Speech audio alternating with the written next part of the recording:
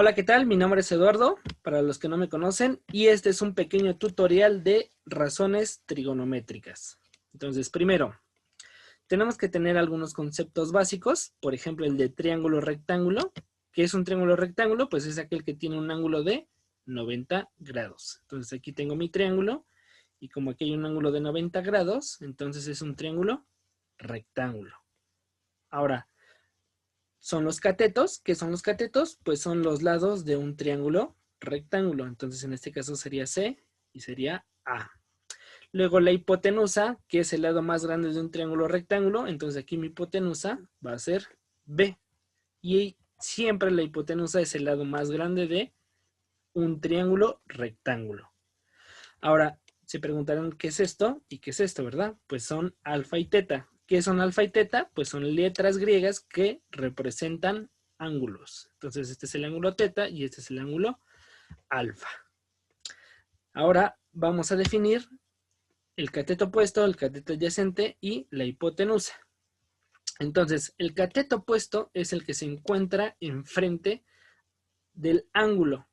¿Cuál ángulo? Pues del cual vamos a tomar las razones trigonométricas. Luego, cateto adyacente es el que está pegado al ángulo. ¿Qué ángulo? Pues igual que en el cateto opuesto, va a ser del cual vamos a sacar las razones trigonométricas. Y por último, la hipotenusa, que la vamos a representar con H, y siempre es el lado más grande de mi triángulo rectángulo. Entonces, si por ejemplo yo quiero sacar las razones trigonométricas para alfa, ¿quién es el que está opuesto? Pues el valor de z. ¿Quién es el que está pegado? Pues el valor de x. Ahora, si yo tengo el ángulo teta, ¿quién es el que está opuesto? Pues va a ser x. ¿Y quién va a ser el que está pegado? Pues va a ser z. Entonces, ya que definimos cateto opuesto como CO, cateto adyacente como CA y hipotenusa como H, vamos a decir que las razones trigonométricas son seno, cateto opuesto, sobre hipotenusa. Lo vamos a abreviar con la palabra sen, coseno, cateto adyacente, sobre hipotenusa, y lo vamos a abreviar con cos, tangente, que es cateto opuesto, sobre cateto adyacente, y lo vamos a abreviar con tan. Luego, algo muy curioso es que las razones trigonométricas van a tener su inversa. Por ejemplo, la inversa del seno es la cosecante. ¿Qué es la cosecante? Pues si el seno es cateto opuesto sobre hipotenusa, entonces la cosecante pues va a ser hipotenusa sobre cateto opuesto. Y se abrevia con la palabra cosc. Luego tenemos el coseno, que es la razón trigonométrica a la secante, entonces va a ser la secante hipotenusa sobre cateto adyacente y se abrevia como sec. Y por último, lo inverso de la tangente, pues va a ser la cotangente, que va a ser cateto adyacente sobre cateto opuesto y se abrevia con cot. Ahora sí, vamos a un ejemplo en concreto. Tenemos este triángulo rectángulo. Aquí me falta una medida. Esa medida es de 5. Y entonces en este triángulo rectángulo vamos a obtener las razones trigonométricas tanto para el ángulo alfa como para el ángulo teta. Entonces, primero, yo sé que la razón trigonométrica seno es cateto opuesto sobre cateto adyacente. Entonces, aquí voy a tomar, por ejemplo, el ángulo alfa. Entonces, el seno de alfa va a ser cateto opuesto sobre cateto adyacente. Entonces, si este es mi ángulo alfa, ¿quién es el que está enfrente? Pues claro, el 4. Entonces aquí voy a poner 4. Luego, sobre la hipotenusa. ¿Quién es la hipotenusa? Pues aquí como este es el lado más grande, entonces la hipotenusa vale 5.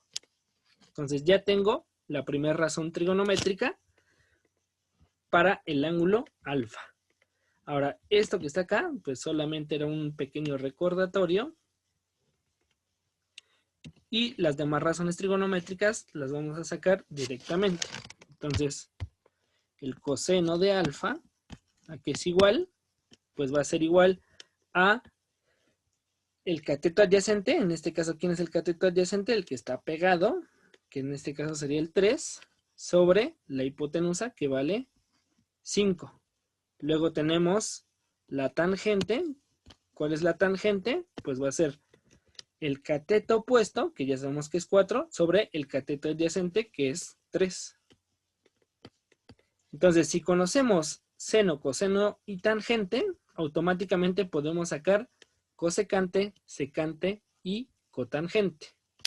Entonces, lo inverso del seno va a ser la cosecante. Entonces, la cosecante de alfa va a ser hipotenusa sobre cateto opuesto.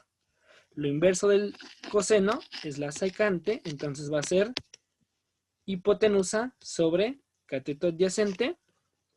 Y lo inverso a la tangente, sabemos que es la cotangente, entonces va a ser cateto adyacente sobre cateto opuesto. Entonces, ya tenemos las razones trigonométricas para el ángulo alfa. Pero ahora, ¿qué pasaría si nosotros quisiéramos las razones trigonométricas para el ángulo teta? Pues va a cambiar, ¿verdad? ¿Por qué? Pues porque si yo considero ahora este ángulo, ¿quién es el que está opuesto? Bueno, ¿quién sería el cateto opuesto? Pues el que está enfrente. En este caso, el que está enfrente es 3, a diferencia de el seno de alfa. Entonces vamos a calcular ahora para teta. Pero voy a hacerlo aparte para que quede más claro. Entonces teníamos nuestro triángulo.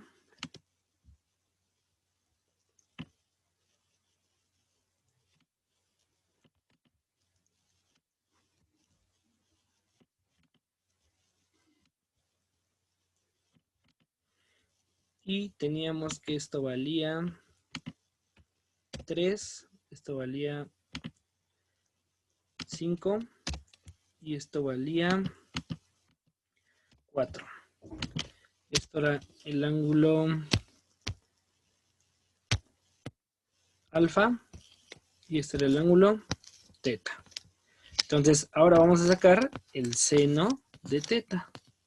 ¿Qué es el seno de teta? Pues es cateto opuesto. ¿Quién es el que está opuesto? Pues va a ser el 3 sobre la hipotenusa, que ya sabemos que es 5. Luego el coseno de teta. ¿Quién es? El cateto adyacente. ¿Quién es el cateto adyacente? El que está pegado al ángulo. En este caso sería 4. Sobre la hipotenusa. ¿Cuánto vale la hipotenusa? Pues vale 5. Luego, la tangente de teta es igual a ¿qué? Pues va a ser igual a cateto opuesto, que en este caso es 3, sobre el cateto adyacente, que es 4. Entonces, ya obteniendo seno, coseno y tangente, automáticamente tengo cosecante, que va a ser lo contrario, o sea, 5 sobre 3, o sea, hipotenusa sobre cateto opuesto. Luego, secante de teta, pues va a ser 5 sobre 4. Y por último, la cotangente de teta, que va a ser igual a cateto adyacente sobre cateto opuesto. Entonces, con esto terminamos y espero hayan aprendido algo nuevo y muchas gracias.